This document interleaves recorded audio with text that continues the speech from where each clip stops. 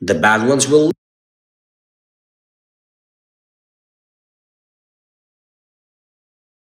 leave. Which motivations are there? If this persists,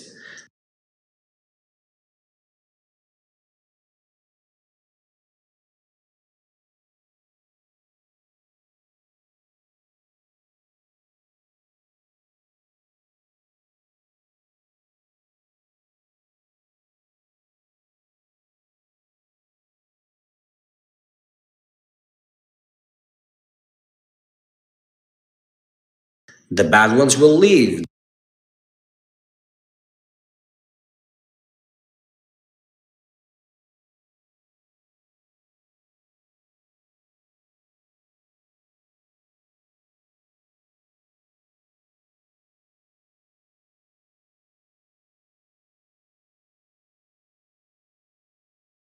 The good ones will increase.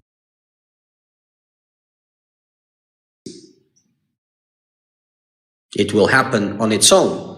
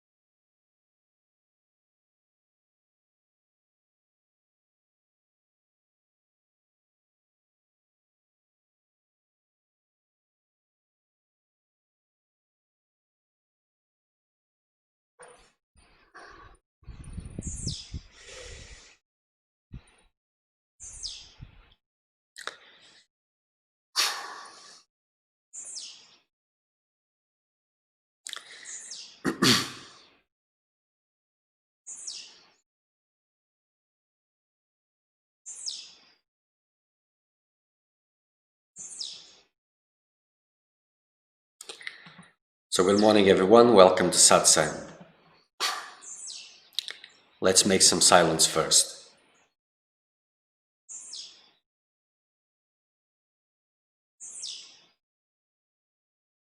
Silence, that which empties the mind.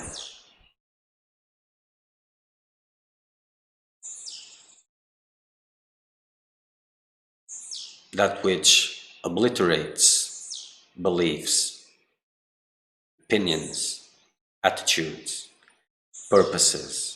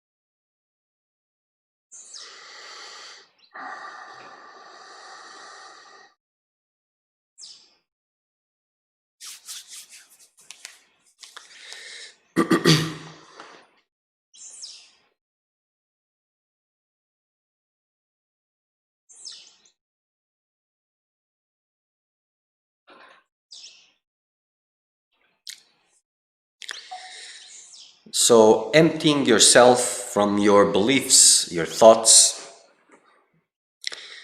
reveals the mindset of the seeker of truth. Because the normal mindset is about confirming own beliefs, confirming what is deemed as my reality / illusion. So the mindset of the seeker of truth is no longer to go into the world and try to justify his opinions, to find things that support his vision, that support his purpose, whatever, is exactly the opposite. In spirituality is not that different. Different philosophies are there, and usually the first approach is to find one that suits my beliefs. And by finding that one, I will try to justify the way I see the world or the way I would like to see the world using that philosophy or other philosophy. Instead of using these spiritual teachings in a way to question my vision, my thoughts, and my beliefs, I will use them to assert them. So a tool which is there for freedom, it is used to maintain illusion. So the vision of this mindset is very important. Because in the end, all the time, it is only about you.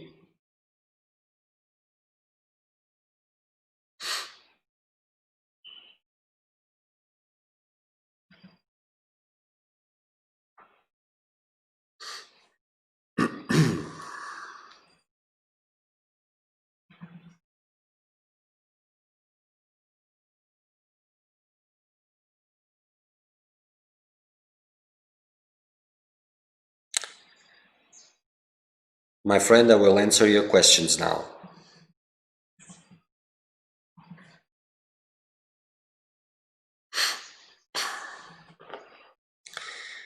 Hello, Shrima. I listen with translation, the Satsang obstacles and distractions. It is my state of the moment, fragility. My question is, if I encounter aggression towards myself at work, I'm a caregiver. De rien. What appears the scene in front of me, so the world. I shouldn't be interested in it. Sometimes is easy, sometimes a little more affected. My entourage colleagues are not on the way at all. I spend a lot of time at work, so their behavior affects me. Sometimes I tell myself it's the world of appearances. I don't pay attention to it, but sometimes my colleagues see that I do not react. Then she multiplies, or they multiplies, the bad behavior on me. I don't want to improve my character. It's difficult to always stay detached from the demonstrations when there is violence in the words, too. Too bad there is the language barrier, because your satsang helped me. Thank you. I have a profession in the medical field. It is sometimes difficult not to be involved in behavior. I'm looking for a job where I wouldn't be emotionally involved. I see that all this is happening only in the surface of my mind. All this is happening inside the mind. I'm not attached to the outside world. I just live. I can clearly see the external manifestations. They come and go. My entourage are a part of the external events. But why can a single situation occupy me so much? It's as if she's taking me off my line. I also tell myself that I must do some wrong things because I'm surrounded by people who show no interest on the path. And at the same time, I'm only talking about the outside world and not the inside world. Yes, this path makes me more sensitive, even if I tell myself that it's a world of appearances. I want to find the divine in me. I don't want to be a better person. I want to know who I really am. At the same time, I don't particularly like to be surrounded by spiritual people because I don't want to have any exchange conversations or debating on the spiritual path because it brings the ego to evaluate more, I could say would be from my limited mind, and yes, it cuts the energy of life inside you when you exchange about the subject what you live. I'm a little lost, tired, I do not remember, I never knew. I cannot go back now that it is seen. Thank you very much for reading me. You're welcome.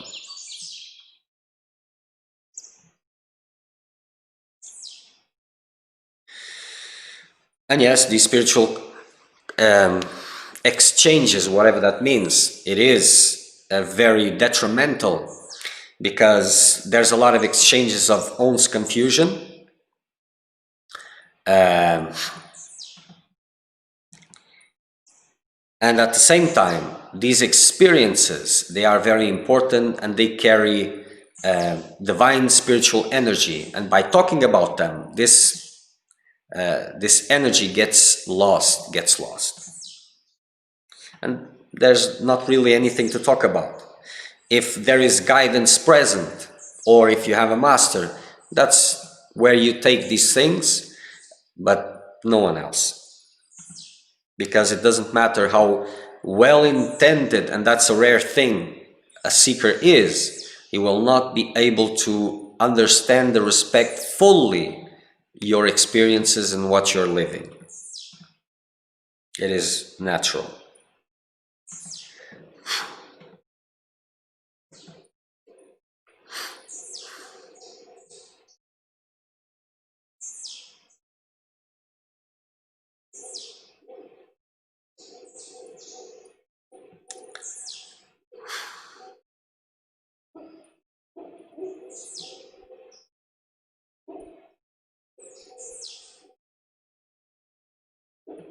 This is something that interests everybody, more or less, because this is quite common, more than it is seen. And this is giving you a very, very, very straightforward message.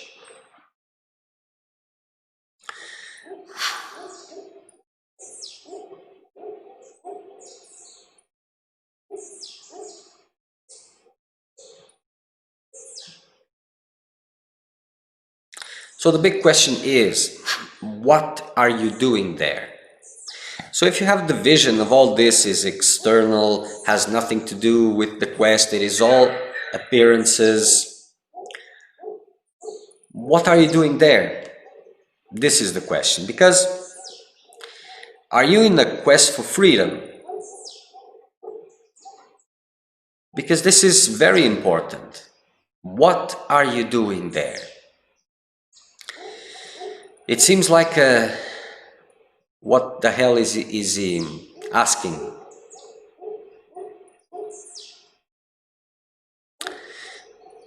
These days, a lot of things are put forth as truths and sometimes mocking traditions, old traditions, because they are useless or pointless or whatever.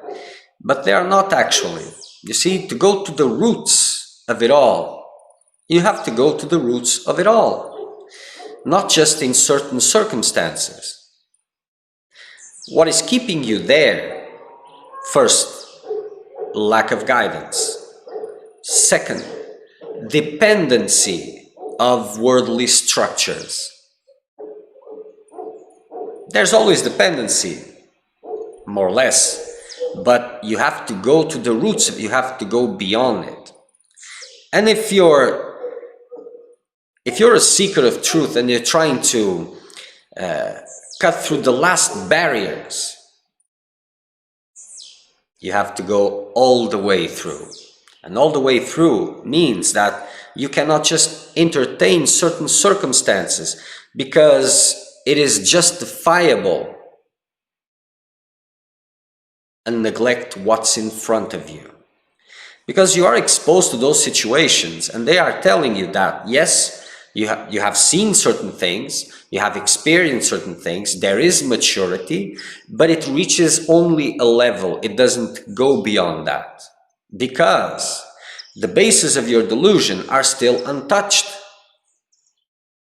Your work is about self-preservation, is about preservation of a lifestyle, of a body, taking care of it, and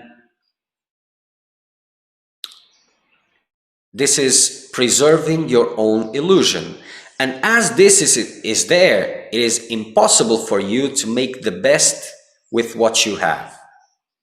And the best with what you have, those aggressions that you talk about, they are very good in the right context, because the importance that you are giving them, if you are looking toward yourself, like I explained in the beginning, if the mindset is to empty yourself of beliefs, you will use those sensed aggressions in a way to see what comes up inside of you and cutting it off. But if you're only going halfway, it is impossible to do this. Everything is possible to a certain extent, but it doesn't go beyond this. So as life is still in your hands, because it's not in the divine hands, you're taking care of it. You're providing for yourself. And as you are doing this, you fail to see the hand of the divine everywhere, including in those circumstances. And it is impossible to go beyond a certain level, because the basics that you are maintaining are protecting the character, protecting the character's survival, protecting that existence, that vision of the world, of yourself. So, like I explained the last satsang, if you're acquiring more silence, trying to go more deeper in silence, but you're not letting go of your delusion, of your noise, of those beliefs, there is a limit. And the limit is, you get certain visions so that you understand how limited, useless the rest is, so that you can let go of the rest.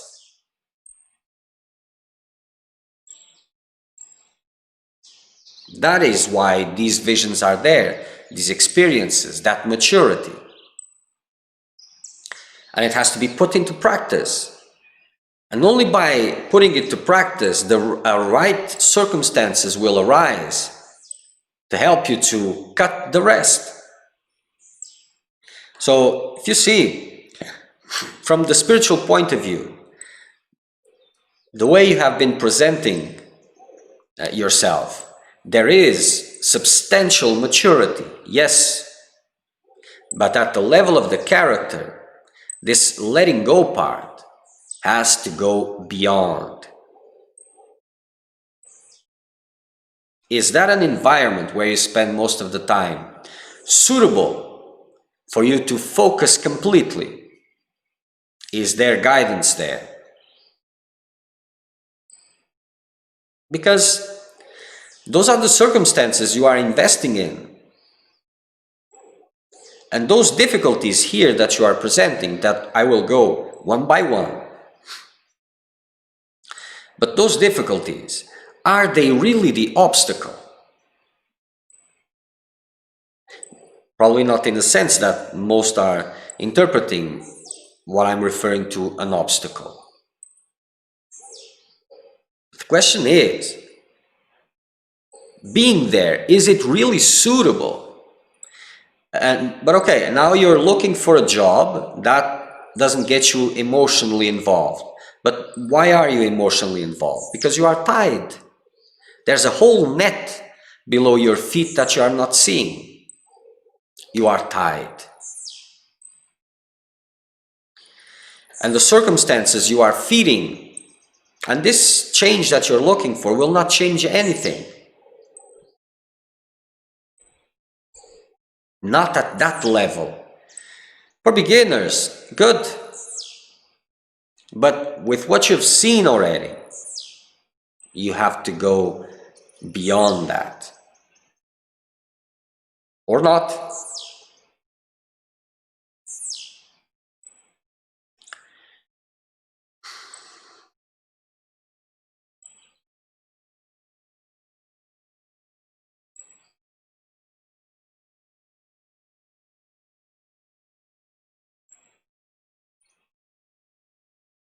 So any circumstance is possible, whatever that means. But those that you prefer, they reveal to you, if you want to see, the motivations behind them. And this is what's important. And if you're talking about security, observe, it is counterproductive. At that level of experiences, circumstances should be a little bit different. So we have one part that shows maturity and the other part that shows immaturity. At the level of these interactions, it reveals a big net of beliefs still there, that all that silence, all that those visions, all that maturity has not been able to touch much.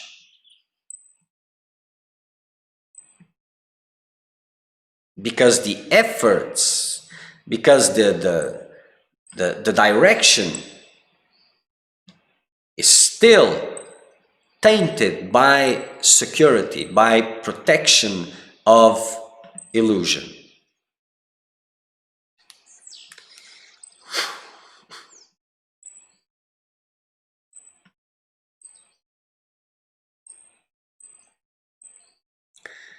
So let's go point by point.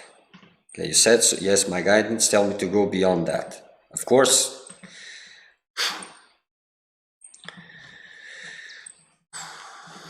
So this fragility is giving you a direct message. You need to take it seriously. It's like living the epic on the couch of your living room. It doesn't work that way. So all these investments in these worldly environments, in this taking care of your life, means protecting it, means giving it importance, means giving it reality. And where will the vision of the divine, the magic, how can it be lived if you're taking care of everything? Where is the hand of God in all of that? There's no room for it.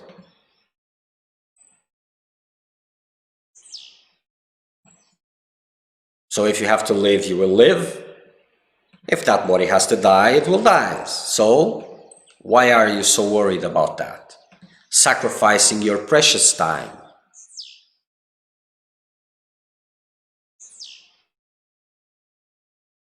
Because in theory, yes, but you should be able to deal with those things and no problem. But what is the purpose of that? Being ultra enlightened, ultra spiritual in a worldly environment just to protect your paycheck and to feed that body throughout the process and taking care of it? Is that what ultra spiritual evolved is for?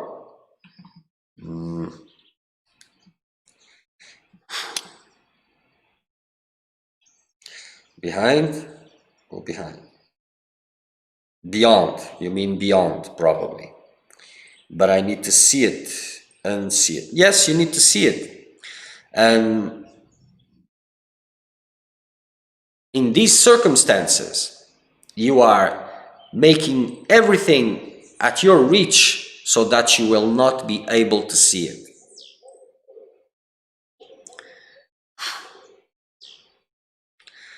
So I'm a caregiver. What appears the scene in front of me, so is the world. In front, behind, and the caregiver, they are part of that world. They are not different. You are different.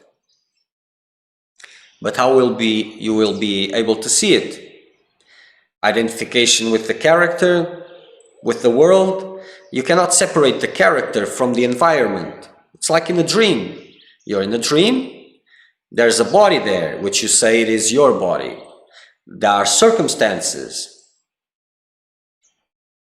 surroundings, people, whatever. Everything is real at that moment. And when it disappears, the body that you said it was your body disappears with the dream. Everything disappears. There is no separation. Shouldn't I be interested in it? Well, of course not, because if you're interested in it, then it is the opposite mindset.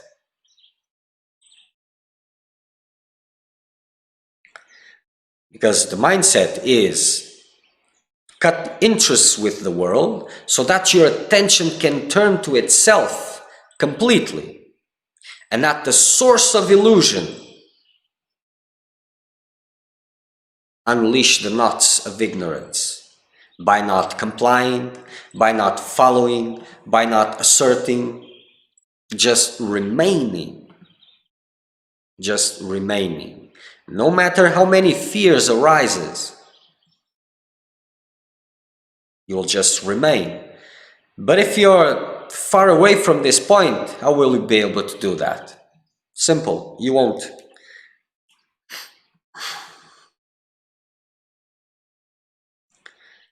Sometimes it's easy, sometimes a little bit more affected. Yes, it fluctuates. You see, experiences fluctuate. This is how they maintain you impressed.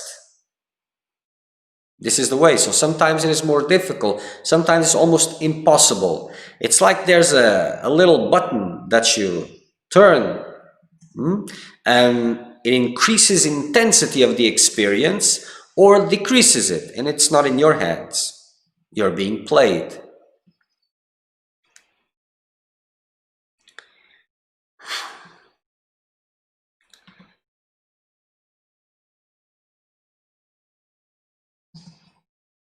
My encouraged colleagues are not on the way at all. Are not on the way. Are not on the path. This is what you mean, I think. I spend a lot of time of work. You see, that's what it is. And this environment, it's not innocent. You see. And I understand when you say that you don't like to be surrounded with spiritual people.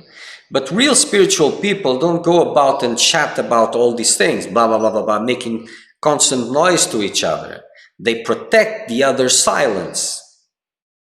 These are the real spiritual people.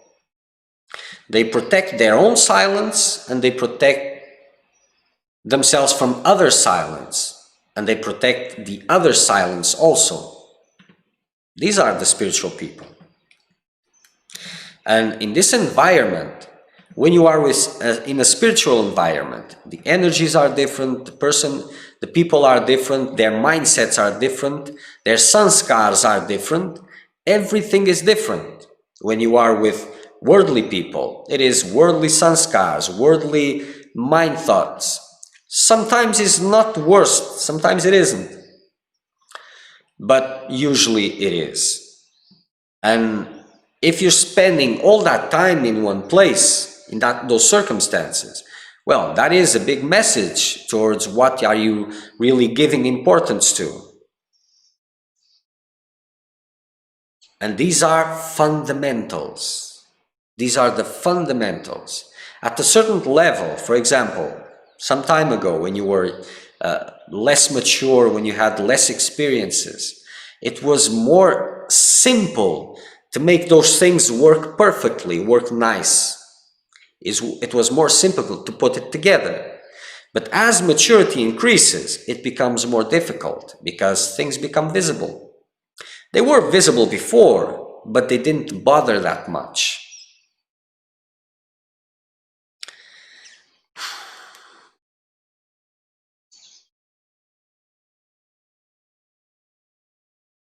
But sometimes my colleagues see that I do not react.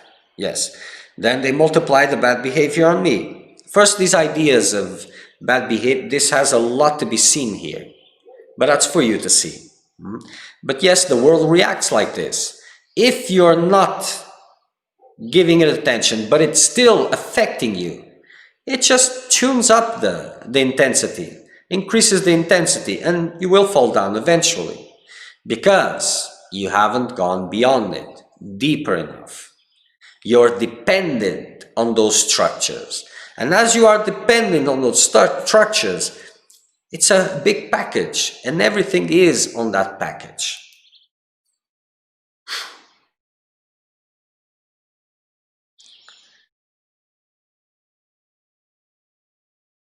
I don't want to improve my character. Yes, I understand by your words, that is clear.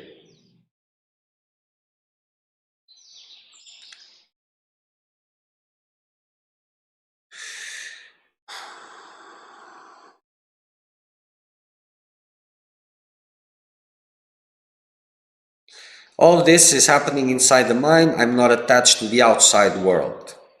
I just live. This is very, very naive to say this, as you are bothered by all these things, as you are dependent and taking care of your life. It is very naive to say this. At a certain level, probably at the biggest extent of it, it is true, but not at the fundamentals, at the basis of illusion. This is still preserved, untouched. So you deal very well with everything else, it doesn't bother you, but it's concerned to the point where you are taking care of your survival in that environment because the beliefs behind it are allowing it to be so. It is showing the immaturity, it is showing that, look, that wisdom is there, that vision is there, and still you get disturbed on this. So something is out of order.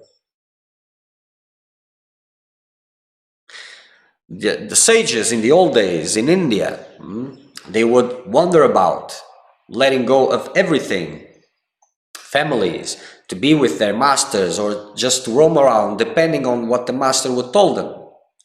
And they would do this because they would just enjoy this. It was very nice to go just going around there and very easy. They did it because there was a science behind it. The science of liberation. Cutting all ties of attachment, of dependency. Attachment is one way of seeing it. Oh, I'm attached. I just have to detach. No, no, no. It goes beyond this. It is dependency. And dependency is a different word, much more clarifying word than attachment. Because attachment has a certain power into it. I'm attached. So it's still a point of, it reveals more or less, it doesn't directly shows dependency. It's an empowering position, more or less. I'm attached, so I have to detach. But that's not really the case. It's like being attached to oxygen. If I try to detach from oxygen, I believe I will die.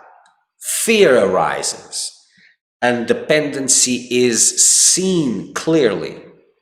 And as dependency is seen clearly, you have a chance to go beyond dependency, to go beyond that dependent state, to go beyond fragility. So dependency is a much better word than attachment. And basic instincts are dependency or attachment to survival, dependency on life and what I believe are life circumstances. These are the basics of illusion. And on top of this, all rest comes together and forms an image of a world that functions perfectly, whatever that means.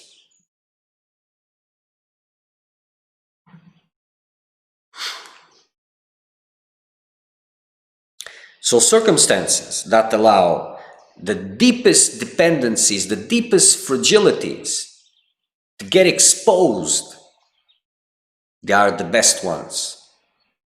And at a certain point, you will have to go through this until that last fear, the fear of death, is dealt with.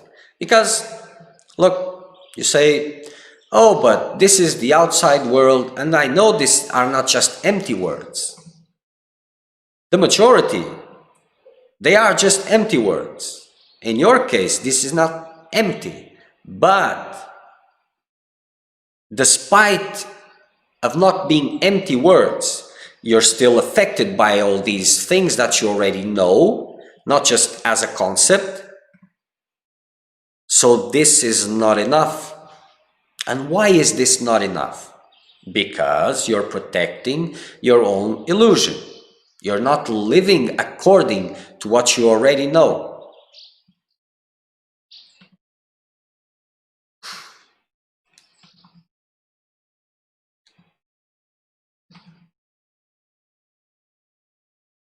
And if you do not dare to question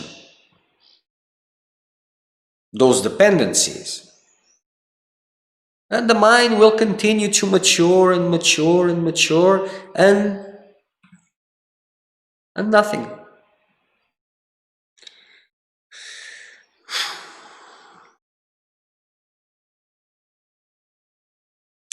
Yes, this path makes me more sensitive.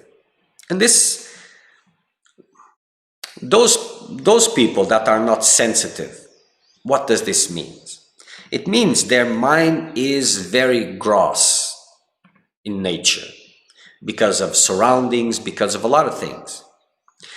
But for these deeper questionings, for these deeper visions, your mind has to become very, very, very, very, very subtle. And if you're just feeding it with gross things, fear-based, delusion is fear-based, mind will not get subtle enough. So of course, this path makes you more sensitive. But that doesn't mean more weak. It is another thing. If you're protecting your fragilities, weakness will remain. And for those of you, probably your case, that a lot of years have passed, that you have made your life more easy, more secure, you're probably not exposed to this, to these fragilities. And you're probably convinced that they are not there anymore. But believe me, they are untouched like they were, or even bigger.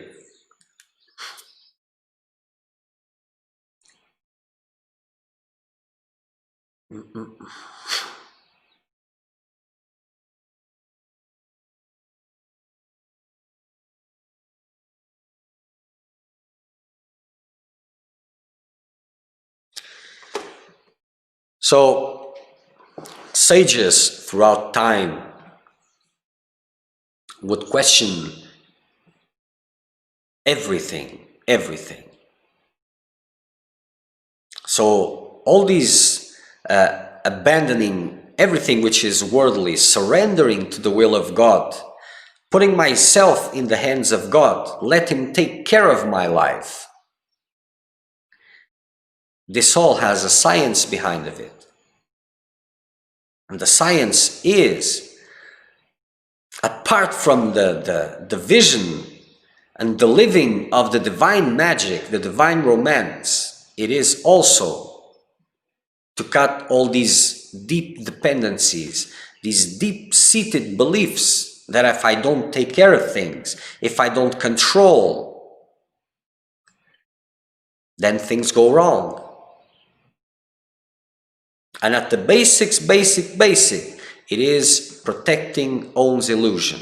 Because the character needs some kind of something, some kind of a purpose, even if it is just surviving.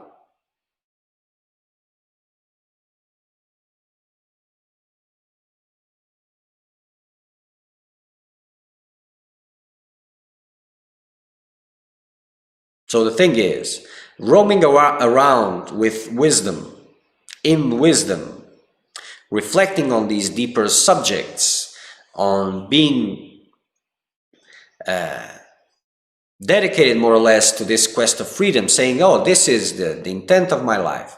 And at the same time, protecting, taking care of that body, making sure it doesn't go through difficulties either material or psychological or emotional. It is counterproductive. It is, in a way, you're fooling yourself. But that's your right because, well,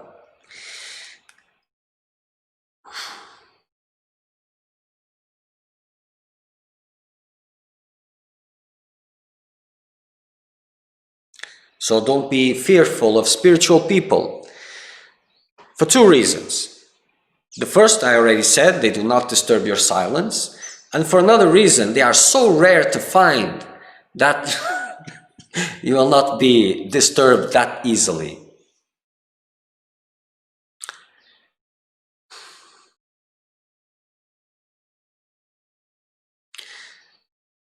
Going beyond the ties of delusion, there is this vision that it is about love and more love and more love and more love. But actually, it is about fear. It is about cutting the ties of fear, of dependency. This, as you go through certain dependencies and you go beyond them, you open more room for love, more room for more pure love. And it is one fear after the other, one fear after the other. And the more you remove fear, the more room there is for love to flow, to overflow. Eventually you'll be so bathed in your love, in the love which is flowing from within, that you will track and go to the source. And the last fear is the fear of death of the physical body. And it doesn't matter how many times you repeat, oh, I'm not the body. If someone comes and tries to smack you, you will protect it. But yes, in theory, everything can be said. Oh, but the body is protecting itself. Oh, but... Or you know who you are, or you don't. So maturity points away. There's always pointers everywhere. What is lacking is eyes to see them. But when there's a little bit of eyes to see it, you need to follow it, or else it doesn't grow. The life of a seeker of truth is an epic. And these days, it's just a lifestyle, and seekers are doing what everybody else is doing. And in the first conversations, they talk about these big concepts. Everything is an illusion, and this and that, and blah, blah, blah, blah, blah, blah. But 9 to 7, there they are, taking care of their little lives and just moving around without questioning and facing the big fears, that which is enforcing all of that. It's like you're a slave, but you're a willing slave, because you're working in your slavery. You're not rising up towards the tyranny of illusion. You're just complying. What's the difference? No difference.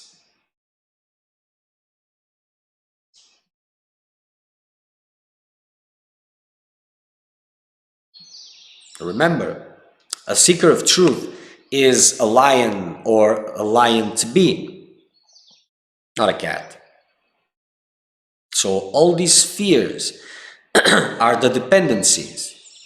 They reveal the dependencies, the beliefs that are behind them, the knots of your own illusion.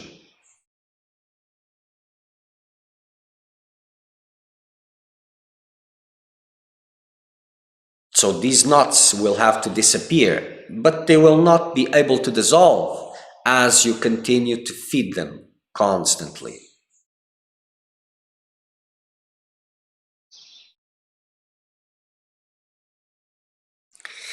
So people say the middle path. The middle path is very interesting because Buddha said so. But would he be able to say it without going to the extremes he did? Would it make any difference for him to read it? Because I'm pretty sure, absolutely sure, that in that time where he was, he met lots of masters. He met lots of evolved beings. Surely he met someone who told him, you don't need to go through those things. But it didn't make a difference. Because outer knowledge doesn't replace real knowledge for you. You have to go through what you have to go in order to break with your illusions. And these are just some type of words. There are different words that appear to be opposite from this, but they're not. It's just a matter of understanding.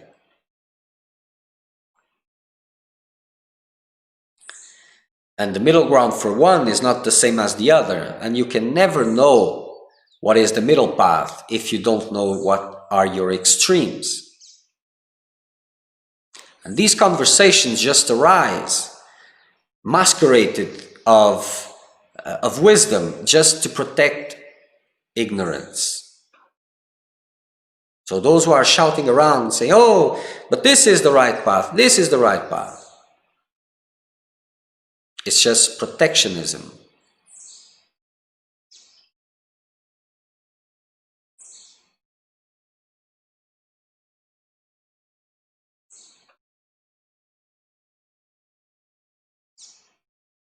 So, or these sages knew something that you don't know, or they were a lot dumber than you are. Because why would they expose themselves to so much pain if it is unneeded?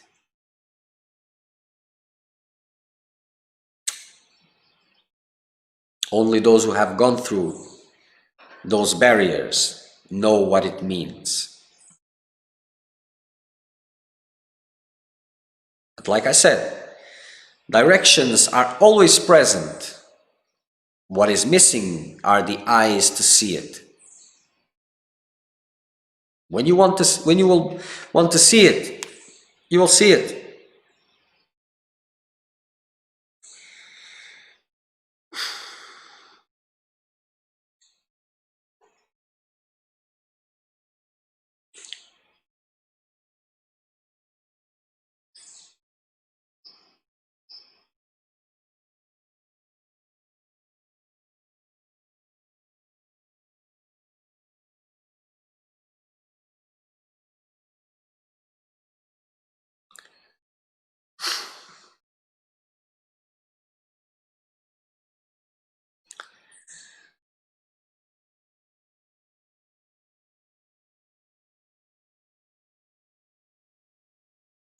I understand that safety is very appealing. That is clear. But suffering, I understand also because everybody complains about it, is very unappealing. But as you protect one, you hold on to the other. So where is the logic in that?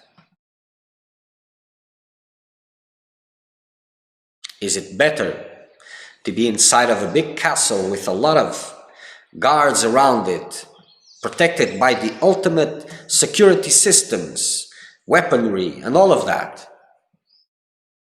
Or to walk freely without any fear wherever you go? Which one is better? The guy which is standing inside the castle with all that security, is not free from fear. The demonstrations he is doing for protection, they are revealing the size of his fear, the size of his dependency, fragility. This is an extreme example. But the other examples that were given on these questions that were made by our friend, which are shared by many of you,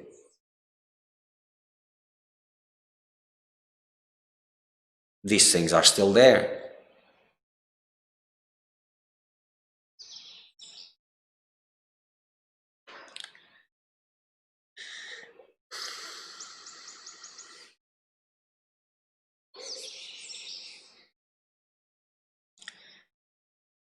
So, spiritual growth and dealing with dependency / fragility, they are tied together.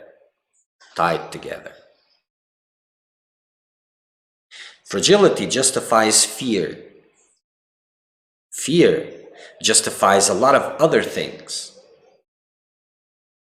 So if you can go directly to this fragility, to learn to live exposed to what appears to be your fragilities, you will outgrow them, for sure.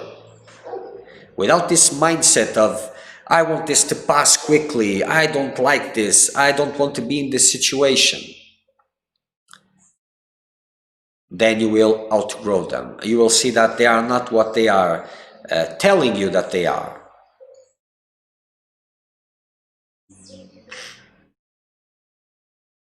And for this, you need the right circumstances. And you can only have the right circumstances when you have the right motivations. So, for our friend and for all of you, take a good look of your motivations and what you're really protecting. And if you are able, if you are mature enough, you will see how you are protecting your own delusion. By one part, you are working towards trying to outgrow delusion, trying to reach truth or whatever you want to call it. And by the other hand, you're doing everything you can to preserve your illusion. There's no one else involved. No one else.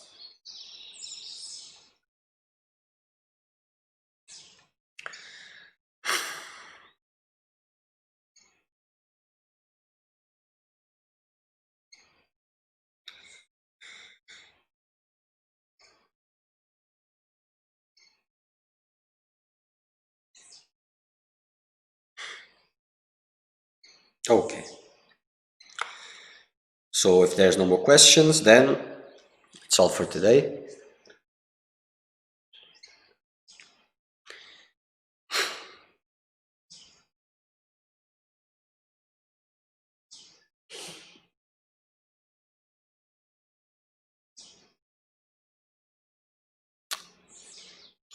Great.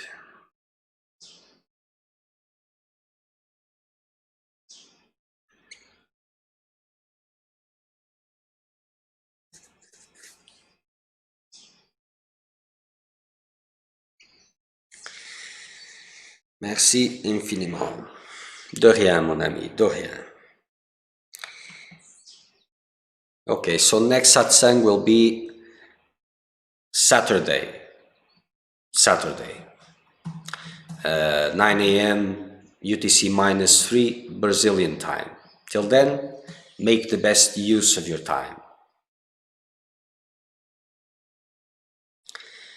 So this journey, this spiritual journey, when it becomes serious, it's like coming close to a cliff.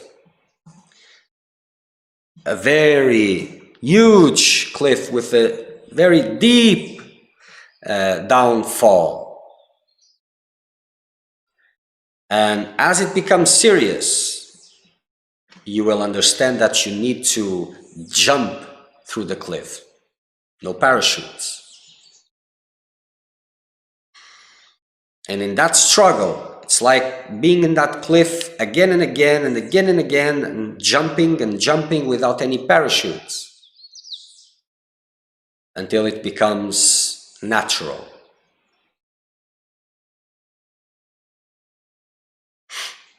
Okay.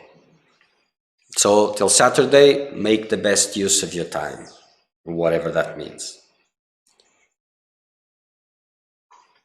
Podes ligar.